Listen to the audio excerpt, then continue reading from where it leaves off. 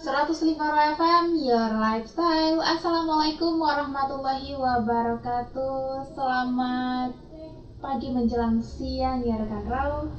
Kembali lagi Angel menyapa rekan Rau di formasi pukul 11 lewat 16 menit ya rekan Rau. Tentunya sekarang kita berada dalam program Obsesi, obrolan seputar Sakopa Islami. Dan tentunya sekarang Angel sudah bersama Ustazah Ummu Nailiyah ya Ustazah. Iya. Kita sapa dulu Ustazah kita pada siang hari ini. Assalamualaikum Ustazah. Waalaikumsalam warahmatullahi wabarakatuh. Gimana nih kabarnya di siang hari ini Ustazah? Alhamdulillah, luar biasa, Allahu Akbar. Alhamdulillah, semoga kita senantiasa sehat selalu ya Ustazah. Amin. Apa nih kira-kira materi kita hari ini Ustazah? Temanya apa Ustazah? Untuk tema kita pada siang hari ini insya Allah yaitu terkait dengan hukum Islam ya. Apakah benar hukum Islam itu kejam? Wah, sepertinya menarik ini ya Ustazah. Iya. Ya rekan Rau mungkin langsung saja ya dibahas oleh Ustazah kita, dan rekan Rau bisa menyimaknya hingga selesai nanti ya Ustazah. Kepada Ustazah dipersilakan. Baik, a'udzubillahi minasyaitonirrajim. Bismillahirrahmanirrahim. Assalamualaikum warahmatullahi wabarakatuh. Hamdan wa syukran lillah, salatan wa salaman ala Rasulillah la nabiyya ba'da. Rabbi zidna ilman wa rzuqna fahman birahmatika ya arhamar rahimin. Alhamdulillah, segala puji bagi Allah yang telah memberikan kita kesehatan, kesempatan serta nikmat iman dalam Islam yang begitu luar biasa itu ya, sehingga kita masih bisa melaksanakan amal-amal soleh yang Allah perintahkan, dan kita terus berupaya untuk meninggalkan amal-amal salah yang Allah larang. Serta salawat dan salam tak lupa kita sampaikan ke junjungan kita Rasulullah SAW yang berlafazkan Allahumma sholli ala Muhammad wa ala ali Muhammad. Tak lupa juga kita sampaikan doa kepada keluarga beliau, para sahabat serta orang-orang yang senantiasa berada di dalam Islam gitu ya, dan kita berharap bahwa kita adalah orang-orang yang senantiasa istiqomah dalam keimanan, dalam keislaman hingga ajal menjemput kita itu ya. Amin Allahumma amin.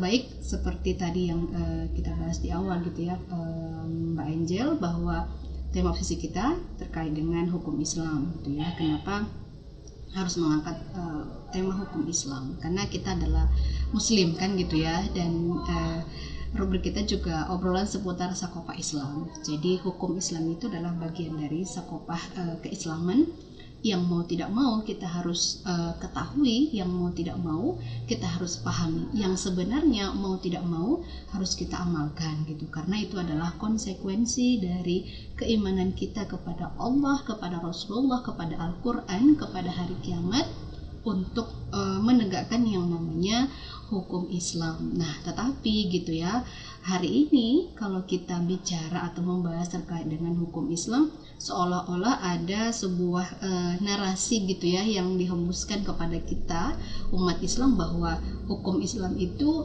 kejam gitu ya, tidak manusiawi gitu, atau tidak sesuai dengan hak-hak manusia gitu.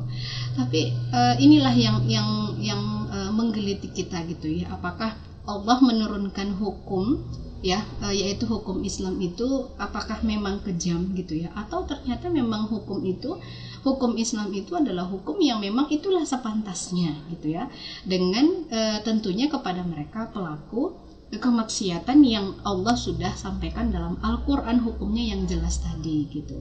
Nah, tapi untuk menjawab apakah memang hukum Islam itu kejam, tentu nanti kita lihat dulu gitu ya poin-poinnya atau langkah-langkahnya, sehingga kita nanti akan menyimpulkan apakah memang hukum Islam itu kejam, atau menjawabnya apakah hukum Islam itu kejam kan gitu ya. Nah, baik, persoalan pertama, kita lihat dulu untuk persoalan pertama gitu ya.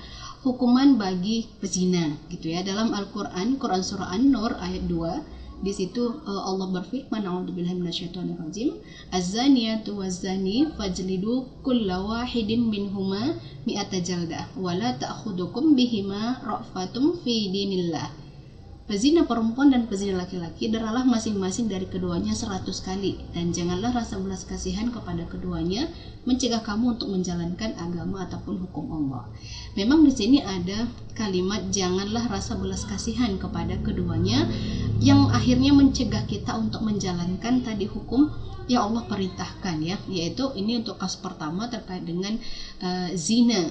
Bahkan dikatakan oleh Allah gitu ya, di sini tidak boleh ada rasa belas kasihan kepada para pelaku agar apa? Agar hukum Allah itu bisa diterapkan. Nah, hukuman bagi pezina sebagaimana sabda Nabi SAW, khudu anni qad ja'alallahu lahunna sabilal bikru bil bikri khaladu mi'atin wa nafiyu sanatin wa thayyibu bithayyibi jaladu mi'atin warrajmu. Ambillah dariku, sungguh Allah telah memberi jalan yang lain kepada mereka, yaitu orang yang belum menikah dengan orang yang belum menikah, hukumnya didera 100 kali dan diasingkan dalam setahun. Sementara orang yang sudah menikah kemudian mereka berzina, orang yang sudah menikah maka hukumannya 100 kali dera kemudian dirajam gitu ya, hadis riwayat Muslim. Nah, kata dera 100 kali dan kata rajam ini dianggap sebagai kata yang sangat kejam gitu ya. Nah, makanya kalau kita lihat hari ini tadi saya katakan bahwa ketika kita berbicara hukum Islam, ini baru satu contoh terkait dengan kasus zina gitu ya. Ini dianggap menjadi sesuatu yang sangat kejam gitu ya. Kita lihat misalnya seperti narasi-narasi di berbagai media gitu ya. Seperti pernyataan dari kalangan aktivis hak asasi manusia misalnya kan, walaupun tidak semua gitu ya, tetapi narasi yang dihembuskan itu ketika di media ini kan akan menjadi bacaan gitu ya, akan menjadi bacaan bagi masyarakat gitu dengan narasi hukum rajam melanggar hak asasi manusia gitu. Nah, sehingga ketika kita berbicara tadi hukum Islam dan narasinya kan melanggar hak asasi manusia, ini seolah-olah apa yang disampaikan oleh Allah dalam Al-Quran itu adalah sesuatu yang tidak manusiawi gitu. Nah, sehingga dikatakan bahwa rajam itu juga menurunkan martabat manusia dan menyiksa gitu ya. Ini dimuat di dalam media, salah satu media ya, media nasional itu pada tanggal 15 bulan 9 gitu ya. Nah, dan kita lihat gitu bahwa narasi-narasi terkait dengan hukum Islam ini tidak hanya persoalan zina gitu ya, bahkan untuk persoalan kemarin minggu lalu kita bahas terkait dengan hijab misalnya atau khimar, jilbab gitu ya.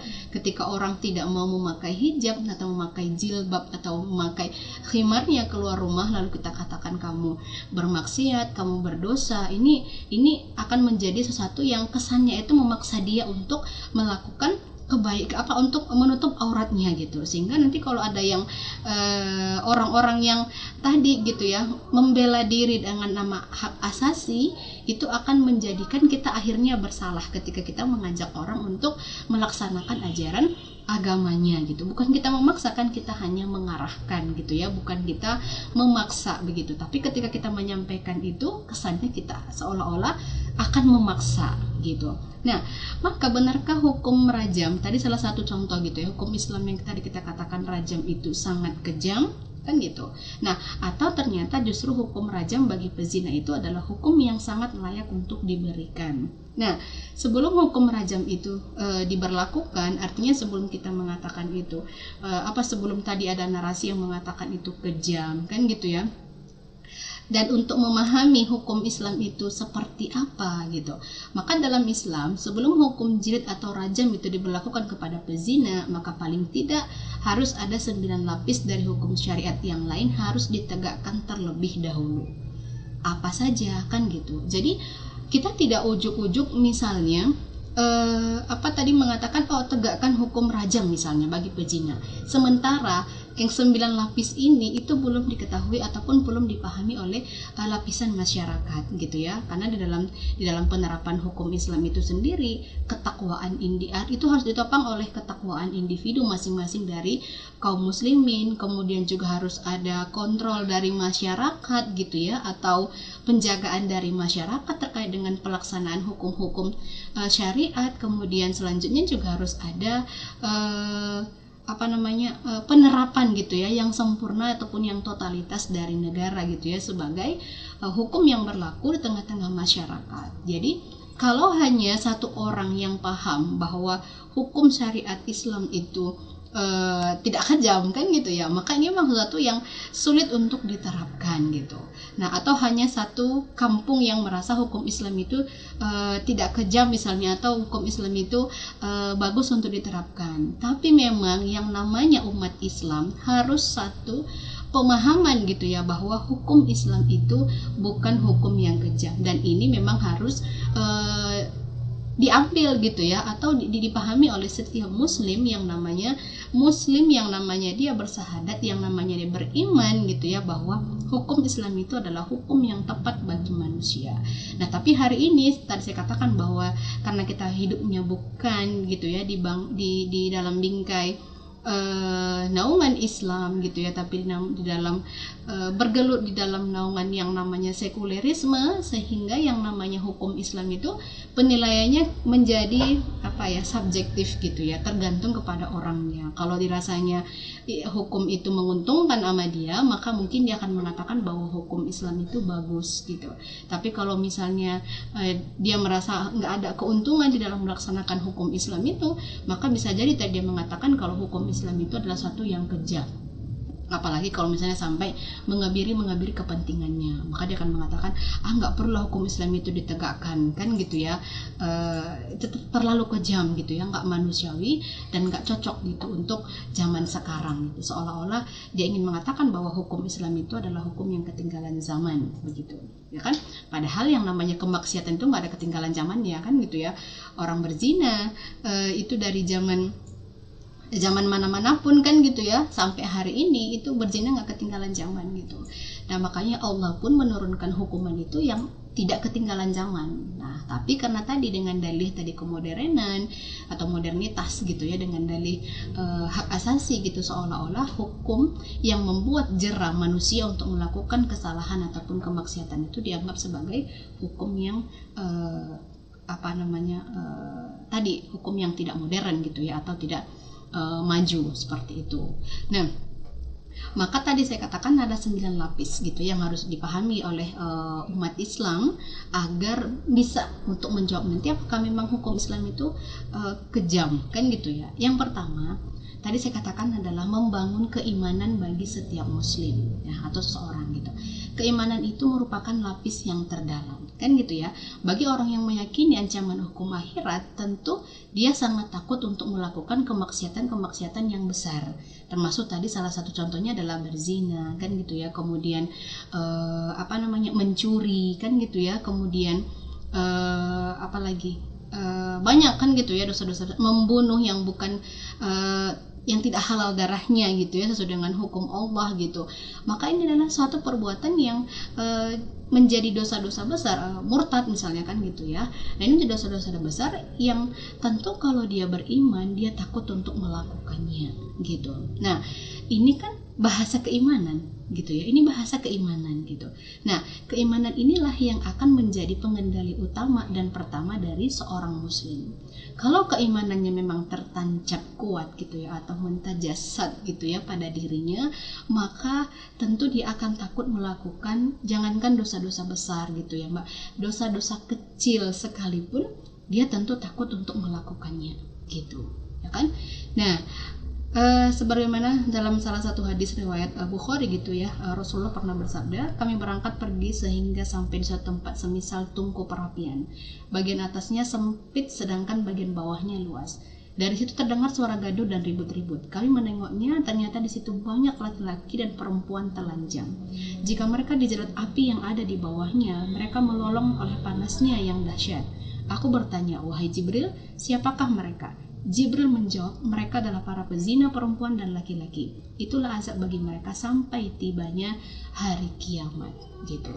Nah, ini baru tadi satu ancaman gitu ya, satu gambaran ancaman, satu gambaran yang disampaikan oleh dalam baru satu hadis gitu. Dan kemudian ada lagi dalam hadis lain gitu ya, yang diriwayatkan oleh An-Nasa'i.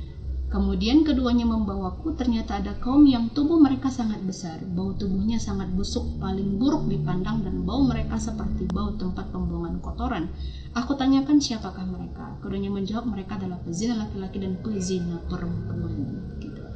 Nah, jadi keimanan lah kan gitu ya, yang kokoh itu, yang kuat itu, yang membentengi setiap muslim, setiap diri muslim, setiap jiwa seorang muslim itu dari perbuatan maksiat kepada Allah gitu. Sebenarnya kan hari ini kita katakan maraknya free sex kan gitu ya, kasus perzinahan, pemerkosaan itu kan tidak lebih dari apa? Dari memang salah satunya adalah kontrol keimanan yang lemah gitu ya pada setiap diri muslim itu, sehingga mudah untuk terombang-ambing yang namanya lingkungan. Apalagi kita kalau berbicara faktor lingkungan itu tidak bisa kita abaikan dalam mempengaruhi perbuatan kita kan gitu ya. Tontonan kan gitu, kalau kita melihat sekarang tontonan itu sangat jauh dari tuntunan gitu ya kan, tuntunan yang benar maksudnya ya gitu. Kalau tuntunan yang salah ya mayoritas gitu. Nah, orang kita lihat di apa namanya di dalam tontonan itu seperti apa kan gitu ya, itu lebih rame kan mengajak kita kepada hal-hal yang berbau maksiat dibandingkan dengan hal-hal yang berbau manfaat gitu ya, atau berbau pahala seperti itu. Nah, itu yang pertama tadi, yaitu kontrol dari keimanan kita, sehingga memang kita harus membangun keimanan yang kokoh pada diri kita untuk terhindar dari yang namanya tadi kemaksiatan, dosa-dosa besar. Nah, lalu apakah itu sudah cukup gitu ya ketika kita sudah memiliki keimanan yang kokoh? Ternyata tidak cukup kan gitu ya. Kenapa? Karena manusia itu mudah sekali untuk terperosok ke lembah yang namanya tadi kemaksiatan. Iman boleh ada, tetapi nafsu lebih menggebu mendorongnya. Maka dalam kehidupan yang serba bebas seperti hari ini, serba terbuka dan serba boleh, siapa yang bisa tahan dengan godaan seorang wanita? Saya laki-laki kan gitu ya. Kalau hari kan bukan hanya laki-laki yang tergoda dengan wanita, wanita pun bisa tergoda dengan wanita kan gitu. Nauzubillah min dzalik gitu. Nah, oleh karena itu Allah Maha tahu, Allah Maha pengasih, maka Allah perlu memberikan lapis berikutnya. Jadi yang kedua itu tadi setelah keimanan, lapis kedua itu adalah menundukkan pandangan. Maka kenapa Allah itu mewajibkan bagi laki-laki itu untuk menundukkan pandangannya ketika melihat lawan bicaranya atau yang bukan mahramnya kan gitu ya. Nah, ketika misalnya kita bertemu dengan teman satu kantor, satu kerja kan gitu ya, atau teman di sekolah, di kampus, maka yang laki-laki kan wajib menundukkan pandangannya ketika dia melihat wanita itu yang menarik hatinya, yang tidak halal untuk dia pandang kan gitu ya, apalagi sampai memperlihatkan auratnya kan gitu. Nah, atau dengan istilah godul basar kan gitu ya.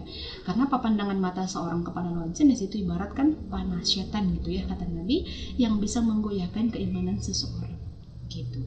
Jadi memang ada perintah menundukkan pandangan bagi laki-laki gitu.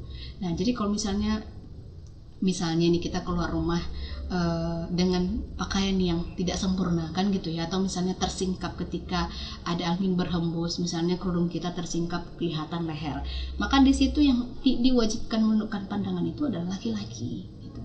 Dia tidak boleh menikmatinya kan gitu. Nah, kalau sekarang kan nggak seperti itu gitu, apalagi dengan penampilan perempuan yang serba tabarruj itu, laki-laki malah sangat suka menikmatinya ya kan. Nah, tapi perempuannya tidak merasa kalau itu adalah memberikan peluang kemaksiatan dan peluang tadi kejahatan bagi laki-laki kan gitu. Nah, lalu ketika sudah laki-laki menundukkan pandang atau setelah terjadi godul basar, apakah cukup dengan lapis kedua ini gitu? Ternyata tidak. Ada lapis ketiga, yaitu menutup aurat. Di samping tadi Allah mewajibkan yang namanya menundukkan pandangan bagi laki-laki, ada kewajiban menutup aurat bagi pihak perempuan kan gitu ya, ketika kita berinteraksi dengan lawan jenis gitu. Nah, kita baik laki-laki tadi maupun perempuan kan disuruh untuk menutup auratnya. Kalau laki-laki itu kan tidak boleh ya kelihatan dari antara pusar dengan sampai ke lututnya, sehingga kalau ketika dia keluar rumah maka dia tidak boleh pakai celana di atas lutut kan gitu ya. Nah, kemudian kalau perempuan seluruh wajah ya, kecuali muka ataupun wajah dengan kecuali seluruh tubuh gitu, kecuali wajah dan telapak tangannya, ditambah dengan pakaian sempurnanya keluar rumah dengan jilbabnya kan gitu ya, dan juga khimarnya atau kerudungnya gitu. Nah, itu jadi menutup aurat itu juga merupakan lapisan ketiga yang memang harus ditegakkan itu untuk tadi mencegah perbuatan-perbuatan yang maksiat gitu ya, seperti perzinahan tadi gitu ya, atau free sex tadi gitu. Maka dengan ditutupnya aurat baik perempuan maupun laki-laki, insya Allah nafsu manusia itu kan akan lebih terkendali. pemandangan-pemandangan yang sangat menggoda pun itu bisa tertutup rapat, kan gitu, dengan perempuan menutup aurat. Maka jangan heran gitu ya kalau tingginya, misalnya ada sebuah penelitian yang mengatakan tingginya angka pemerkosaan di sebuah negara itu memang salah satu faktornya adalah karena memang gaya berbusana dari kaum perempuannya di sana gitu ya kan, ya kayak negara India misalnya kan gitu ya, yang memang sangat eksotis sekali gitu ya, dan juga dengan tampilan-tampilan yang erotis, yang vulgar seperti itu akan memancing memang pemerkosaan yang sangat tinggi gitu. Atau negara-negara barat yang memang serba terbuka itu angka ataupun tingkat pemerkosaan itu sangat tinggi gitu. Jadi kalau ada orang mengatakan Allah itu kan memang otaknya aja yang kotor gitu, misalnya kan gitu ya, kalau memang otaknya kotor aja gitu, mau dia pakai, mau perempuannya pun misalnya tutup semuanya, kalau mau otaknya kotor ya kotor aja gitu. Jadi bukan masalah berpakaiannya gitu, enggak benar gitu kan gitu ya, enggak benar begitu. Nah tentu itu mengundang kan gitu ya, mengundang orang untuk melakukan kemaksiatan, karena memang fitrahnya manusia kan begitu ya. Allah berikan keindahan interaksi lawan jenis itu, Allah memberikan pandangan yang memang itu kan normal sebenarnya gitu ya. Bagi laki-laki yang suka pada perempuan itu normal gitu. Yang nggak normal itu kalau dia tadi laki-lakinya suka sama laki-laki kan gitu, atau perempuan sama perempuan itu nggak normal gitu. Tapi kalau yang perempuan suka laki-laki, laki-laki suka mandang perempuan itu normal. Hanya saja kan ada larangan kan gitu ya. Iya gitu. Nah kemudian setelah menutup aurat, apakah cukup sampai di situ saja lapisan yang ditegakkan sehingga tadi kemaksiatan itu bisa tertutupi gitu ya, atau tidak terlaksana gitu? Enggak, ada lapisan keempat, yaitu adanya larangan ikhtilat kan gitu ya. Nah biasanya perzinahan yang dilakukan atau free sex dilakukan oleh pasangan yang sama-sama sudah menutup aurat itu disebabkan oleh pergaulan yang masih bebas. Dia sudah menutup aurat nih kan gitu ya, laki-lakinya sudah menundukkan pandangan, tapi dengan interaksi yang intens terus menerus terjadi ikhtilat kan gitu, campur baur gitu ya, nggak ada batasan, bebaslah seperti itu. Ini kan juga akan mengundang gitu ya. Maka oleh karena itu Islam mensyariatkan haramnya berikhtilat, yaitu percampur laki-laki dan perempuan dengan tanpa ada hajat syariah yang membolehkannya. Sehingga kalau tidak ada hajat syar'i maka kan ikhtilat itu memang wajib dihindari gitu ya, sehingga tidak ada ruang ataupun peluang untuk terjadi interaksi yang tidak penting gitu. Makanya kan kayak misalnya kita kerja kelompok nih dengan kawan di sekolah kan gitu, di kampus gitu, atau dengan rekan teman kerja lah misalnya di kantor segala macam. Tapi kalau misalnya nanti ada setiap hari ada acara makan siang bersama, itu kan mengundang peluang gitu ya, sehingga yang tadinya itu tidak ada akhirnya menjadi ada karena diadakan sendiri sebenarnya dengan ikhtilat itu tadi. Nah ini akan mengundang celah-celah tadi, celah-celah pergaulan bebas seperti itu. Nah lalu apakah cukup kan gitu ya dengan lapis keempat ini? Ternyata juga belum cukup gitu ya, masih lapis kelima dan selanjutnya. Mungkin nanti insya Allah kita lanjut ya Mbak untuk lapis kelima dan seterusnya setelah yang ini. Oke. 105 FM Your Lifestyle. Ya rekan masih bersama Angel dan juga Ustazah Ummun Nailia ya, tentunya dalam program Obsesi, obrolan seputar sakofa Islami dengan tema kita hari ini, benarkah hukum Islam itu kejam ya Ustazah? Ya rekan disimak kembali karena setelah ini nanti bakal ada sesi kesimpulan juga ya Ustazah. Iya benar. Kepada Ustazah dipersilakan. Baik, kita lanjut ya. Tadi sudah sampai lapis keempat kan gitu ya. Nah, apakah sampai lapis keempat kemaksiatan itu atau tadi kita contohkan adalah pergaulan bebas atau perzinahan itu akan selesai gitu ya sampai ke larangan ikhtilat itu? Ternyata tidak gitu ya. Maka lapis kelima itu harus ada larangan yang namanya larangan pornografi kan gitu ya. Nah, karena walaupun kehidupan laki dan perempuan itu sudah terpisah, tetap masih ada celah untuk melakukan pergaulan bebas gitu. Nah, celahnya tidak lain adalah dari maraknya pornografi. Walaupun misalnya kita pisahkan gitu tadi ya, misalnya kita pisah laki-laki dan perempuan gitu. Tapi kalau tontonan itu tadi dan umbaran pornografi itu di mana-mana, ini kan juga tetap akan membuat celah. Kan gitu ya. Nanti dia memang terpisah, tapi ini kan bisa melalui interaksi melalui handphone misalnya kan gitu ya. yuk kenalan yuk misalnya, terus alamatku di sini gini. Ketika mereka bertemu kan gitu, yang sebenarnya masyarakatnya terpisah, misalnya ketika mereka bertemu misalnya lewat hotel dan segala macamnya gitu, ini kan akan membuat celah karena masih melihat yang namanya tayangan-tayangan pornografi kan gitu ya. Nah, jika pornografi sangat mudah diperoleh via internet atau smartphone, dan bagaimana nafsu manusia itu bisa ditahan kan gitu. Makanya banyak bahkan jasa-jasa mengumbar nafsu itu juga ada gitu ya di dalam internet gitu, nauzubillah min dzalik gitu ya. Bahkan kan biasa kan ada ya yang situs-situs liar itu masuk handphone kita gitu tanpa sengaja gitu kan, iklan-iklan itu mau yang seperti apa gitu, astagfirullahaladzim gitu. Nah, harusnya ya memang di sini ada ketegasan gitu ya, kebijakan dari yang namanya pemilik kekuasaan, pemilik otoritas gitu, yaitu negara itu, untuk betul-betul menutup yang namanya situs-situs ataupun website pornografi kan gitu ya. Karena ini adalah suatu yang sangat berbahaya sekali, baik bagi kita juga bagi generasi yang akan datang kan, bagi anak-anak pelajar itu juga sangat berbahaya gitu. Karena anak sekarang juga kalau dia sudah bisa yang namanya buka handphone, pasti dia akan berinteraksi dengan yang namanya pornografi. Ya, film kartun juga full dengan pornografi kan gitu ya, gitu yang iya gitu ya, anime. Bahkan yang kita lihat juga film-film yang seperti dari Disney juga kan, yang setengah-setengah telanjang gitu kan, dia juga sebenarnya kan tidak layak tonton bagi untuk usia anak-anak gitu ya. Tapi karena seolah-olah itu adalah manusia setengah duyung kan gitu ya, dan gitu istana-istana princess seolah layak untuk anak-anak gitu. Padahal kotor kan dia cuma pakai bra-bra doang kan gitu ya, berenang-renang di air seperti itu. Nanti anak-anak kan pasti minta kayak gitu. Aku mau bajunya kayak Putri Duyung gitu. Putri Duyung nggak pakai baju gitu ya. Nah, itu lapis kelima. Kemudian apakah cukup gitu ya? Ternyata juga tidak cukup gitu. Maka selanjutnya apa gitu? Karena ketika pornografi itu sudah dibungkam, tetap saja ada celah lain untuk pintu syaitan memasukinya. Karena itu Allah Maha tahu gitu ya. Allah Maha pengasih, dan Allah juga maka Allah perlu memberikan lapis berikutnya, yaitu apa? Lapis keenam adalah penegakan sistem pendidikan Islam gitu ya. Nah, banyaknya aturan dari Islam apalagi sampai berlapis-lapis akan dianggap sebagai penjara yang mengerikan bagi sebagian rakyatnya. Tadi kan kalau kita tidak bicara keimanan, melihat hukum Allah, tentu kita akan menganggap bahwa hukuman itu atau aturan itu dianggap sebagai sebuah penjara kan gitu. Itu karena sebenarnya karena kita nggak cinta aja sama Allah gitu. Kalau kita cinta sama Allah, apapun yang Allah katakan kita akan ikhlas kan gitu ya, taat untuk melaksanakannya gitu. Ibarat kalau kita cinta sama seorang, itu kan tanpa dia berikan aturan kepada kita pun, kita akan melakukan apa yang dia suka. Betul kan gitu.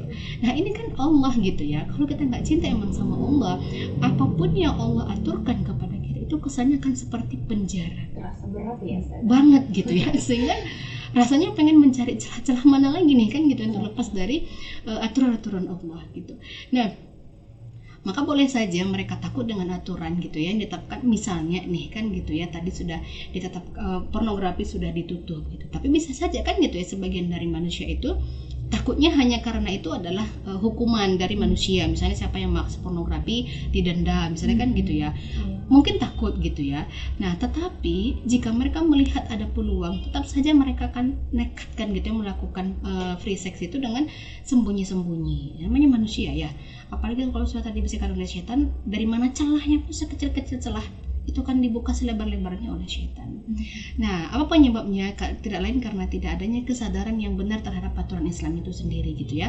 Kesadaran yang benar terhadap Islam yang hanya bisa muncul dari proses pendidikan yang benar. Makanya kan memang untuk memahamkan seseorang bahwa hukum Islam itu adalah hukum yang manusiawi, kemudian hukum yang modern, kan itu memang harus melalui proses edukasi gitu ya. Sehingga tadi pentingnya menegakkan sistem pendidikan Islam. Nah, sekali lagi juga memerlukan peran dan tugas yang tidak lain dan tidak bukan itu adalah tugasnya, bebannya itu tentu ada di beban negara kan gitu ya.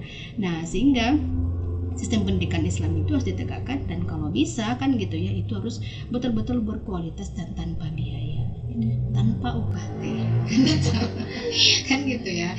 Ini lagi rame nih yang beberapa kampus itu ya, kita lihat yang protes terhadap mahalnya gitu UKT yang sekarang sedang berjalan ya gimana gitu ya, pendidikan juga sekarang dianggap sebagai lahan basah kan gitu ya, yang memang itu sangat menggiurkan keuntungannya gitu ya. Tentunya yang namanya UKT itu juga menjadi salah satu pemasukan gitu ya, pemasok untuk yang namanya kampus gitu, sehingga ya untuk pendidikan yang murah berkualitas itu betul-betul seperti mimpi bagi kita gitu ya, yang rasanya ya Allah kapanlah kan gitu ya negeri ini betul-betul memberikan yaitu pendidikan yang berkualitas, murah, bukan gratis gitu ya. Nah kan gitu ya, iya kan semua orang bisa kuliah. Lalu kalau semakin hari UKT semakin tinggi kan tentu nanti akan bisa kuliah juga atau bisa sekolah, itu adalah mereka yang berduit gitu. Kalau yang tidak berduit apa yang akan gitu. Dan apalagi sekarang itu yang justru malah orang memandang kita juga dari sisi ijazah misalnya kan gitu ya, dari segi uang panen juga dinilai dari sisi ijazah kan gitu.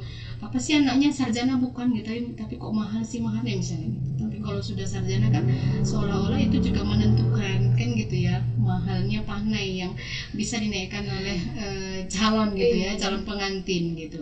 Nah emang itu adalah akhirnya imbas kan gitu ya, imbas dari sistem pendidikan yang tadinya itu bermuara kepada materialistik gitu, yang seharusnya itu kan dalam Islam tadi itu seharusnya tidak terjadi kan gitu ya, karena pendidikan itu harus murah gitu ya ataupun mudah diberikan oleh negara, karena itu adalah tanggung jawab negara seutuhnya ketika ingin memberikan pendidikan kepada masyarakat gitu ya, atau kepada rakyatnya.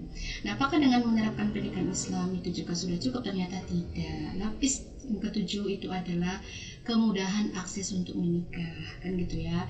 Nah kita juga hari ini kita lihat lebih mudah melakukan free sex kan gitu ya dibandingkan dengan menikah. Karena menikah juga banyak persyaratan yang orang juga malas. Sebenarnya lebih cenderung kan terkadang juga orang yang tidak ingin berkorban itu kan juga rasanya karena malas sebenarnya kan gitu ya. Nah tapi samping itu juga andai misalnya kemudahan pernikahan itu juga diberikan oleh sistem kan gitu ya, tentu orang pun tidak akan berpikir untuk melakukan perzinahan ataupun misalnya seks gitu, lebih kepada pernikahan. Tapi tadi mungkin kalau secara administrasi di dalam di KUA itu nggak seribet misalnya, nggak seribet yang kita bayangkan. Itu kan yang ribet itu terkadang memang ada di kebiasaan masyarakat setempat karena seperti itu gitu. Mungkin kalau kita kau kan paling disuruh ngisi kan gitu ya, ngisi terus terus ada edukasi kan, edukasi pranikah seperti itu, nggak ribet gitu, itu kan seminggu sudah selesai. Tapi ketika kita melihat kebiasaan masyarakat setempat yang berbeda-beda dengan tingkat kesukaran yang luar biasa, inilah yang membuat orang akhirnya menjadi ngapain kan gitu ya. Nah apalagi persoalan uang panai lah segala macam gitu, yang seharusnya kan memang itu tidak perlu terjadi gitu ya, sehingga kalau pernikahan itu kan tidak boleh tidak terjadi karena uang panai kan, nggak boleh gitu ya, atau mahar gitu kan tidak boleh. Pernikahan itu gagal hanya karena uang panai gitu. Dan di dalam sisi orang tua pun, orang tua juga memahami gitu ya, bahwa yang namanya pernikahan itu pilihan dari anak-anaknya itu memang harus ya udah kan gitu ya, kalau sudah pilih anak-anaknya diridhoi, didoakan kan gitu ya, bukan lagi dipersulit dengan aku tidak ridho, itu bukan pilihanku, kalau kamu langkahkan nanti macam-macam kan gitu ya, sehingga ya si anak pun ketika ingin menikah pun menjadi susah kan gitu ya. Harusnya ya ini tidak lagi kan gitu ya, tidak lagi terjadi di tengah-tengah masyarakat, sehingga memang kemudahan menikah itu harus ada. Kalau sekarang kita bilang menikah itu mudah kan ya, hantaran yang semampu kan gitu ya, setiap laki-laki kalau nggak mampu tabungnya 100 ya 50 kan gitu ya, nggak mampu uangnya misalnya beli bajunya 1 juta ya 500.000 kan gitu. Tapi pasti kita akan disampaikan begini, namun mau langsung sudah, karena kan kayak gitu ya, seolah-olah ya kalau pernikahan itu mudah nggak berharga gitu. Nah ini adalah mindset yang sudah salah kaprah sebenarnya kan gitu ya, karena dalam Islam itu pernikahan itu adalah sesuatu yang harus dimudahkan kan gitu ya. Nah kemudian Apakah cukup dengan kemudian pernikahan? Ternyata juga tidak. Harus ada juga penerapan sistem ekonomi Islam yang di situ harus membuat masyarakat itu juga setidaknya untuk kebutuhan pokok itu terjamin kan gitu ya oleh negara, dan kemudian tidak terjadi sistem ekonomi yang betul-betul membuat masyarakat itu akhirnya kan kehidupannya sangat berkelas-kelas gitu ya, tumpang tindih gitu. Nah, kenapa? Karena seringkali persoalan ekonomi ini menjadi penghambat utama bagi berlangsungnya tadi pernikahan kan tadi gitu. Sudahlah nampak calon suami tidak mampu, tapi diberatkan lagi, akhirnya terjadilah dunia perhutangan gitu. Setelah menikah pusing mengurusi perhutangan, gimana mau nabung kan gitu ya, masih hutang dulu yang harus dibereskan gitu. Nah itu sehingga memang harus ada penerapan ekonomi, sistem ekonomi Islam yang membuat masyarakat itu sejahtera kan gitu ya. Kemudian tidak akan bergelut dengan yang namanya hutang piutang yang menyulitkan. Nah kemudian lapis ke-9 apa lagi? Ya kalau semua sudah terapkan sampai ke poin ke-8, poin ke-9, kalau memang masih ada laki-laki yang memang susah mengendalikan hawa nafsunya gitu ya, makanya di situlah Allah memperbolehkan yang namanya poligami gitu ya. Jadi poligami itu kan boleh kan gitu ya, bukan wajib, bukan sunnah, bukan pula haram kan gitu ya, tetapi boleh gitu bagi laki-laki yang memang Allah kan lebih tahu ya, Allah yang menciptakan laki-laki dengan segala unsur-unsurnya, tentu Allah lebih tahu lah kebaikan bagi laki-laki itu atau kebaikan bagi kita perempuan itu kenapa sampai Allah membolehkan 4 kan gitu. Jadi nggak usah kita sinis lah kalau soal seperti kalau dia menikah ya sudah akan saja gitu kan gitu, tapi ya ampun itu kan karena bukan engkau yang mengalami, biasanya kan gitu ya gitu. Itu karena kita menanggapinya dengan baperan sebenarnya kan gitu. Kalau zaman dulu kayak nenek-nenek, di zaman nenek-nenek kita juga yang namanya istrinya 2-3 kan biasa aja sih ya, iya gitu. Kenapa sekarang jadi baperan luar biasa gitu. Nah ya oke lah, mungkin karena kita nggak mengalami kan gitu ya, tapi yang mengalami juga kayak saya katakan nenek-nenek nggak ada masalah gitu bagi mereka gitu ya. Itu dia gitu kan, karena kan tadi di awal tuh dibekali dengan keimanan yang sudah kokoh gitu, sehingga apapun yang Allah perintahkan itu karena mereka cinta kepada Allah, aturan Allah itu betul-betul memang itulah yang cocok bagi manusia kan gitu. Nah jadi itulah tadi, sehingga kita lihat bahwa ketika sudah yang ke-9 ini terlaksana, maka sampai ke lapisan ke-10 tadi diterapkan hukuman bagi, kalau tadi sudah 9 diterapkan lalu terjadi lagi kemaksiatan, maka kan sudah layak kalau yang namanya hukuman itu dijalankan. Sehingga tadi bahwa apapun yang dilakukan oleh orang yang 9 tadi sudah dijelaskan tadi sudah diterapkan oleh individu, masyarakat dan negara, tapi tetap ada yang melakukan celah-celah kemaksiatan itu gitu ya, maka berarti memang dianya perlu dihukum kan gitu ya, karena itu sudah namanya nekat kan gitu ya, nekat, sehingga orang yang nekat itu kan perlu harus dihukum kan gitu ya, melakukan kita dihukum karena semua sudah dibuat pencegahan tapi tak boleh dilakukan, maka dia harus dihukum seperti itu untuk memberikan efek jerah kan gitu ya bagi pelakunya, dan tidak menjamur ke orang lain apa yang dia lakukan. Sehingga maka hukum Islam itu adalah sifatnya itu kan dia dia mencegah gitu ya, dan juga menebus dosa bagi pelakunya. Maka kalau dikatakan apakah hukum Islam itu kejam, maka yang berpikir bahwa hukum Islam itu kejam dengan kalau sudah diterapkan yang 9 poin-poin tadi, maka berarti yang bermasalah itu adalah pemikirannya kan gitu ya, yang mengatakan hukum Islam itu kejam gitu. Yang hakikatnya Allah itu tidak akan memberatkan gitu ya hukuman bagi manusia atau bagi kita sebagai hambanya kalau kita nggak mampu kan gitu. Nah itu Mbak, jadi inilah tadi ya lapisan-lapisan yang harus kita pahami tadi, harus kita ketahui, sehingga untuk menjawab apakah hukum Islam itu kejam kan gitu ya, sehingga terjawab bahwa hukum Islam itu tidak kejam kan gitu, dan memang layak kan gitu ya untuk kita. Oke. Iya. Bagaimana dengan kesimpulannya? Oh iya, baik. Baik, sebagai kesimpulannya mungkin tadi ya yang saya sampaikan bahwa untuk mengatakan bahwa hukum Islam itu kejam, kita lihat dulu tadi ya ke-9 poin itu apakah memang sudah dilaksanakan atau tidak ketika dalam kehidupan sehari-hari kita kan gitu ya.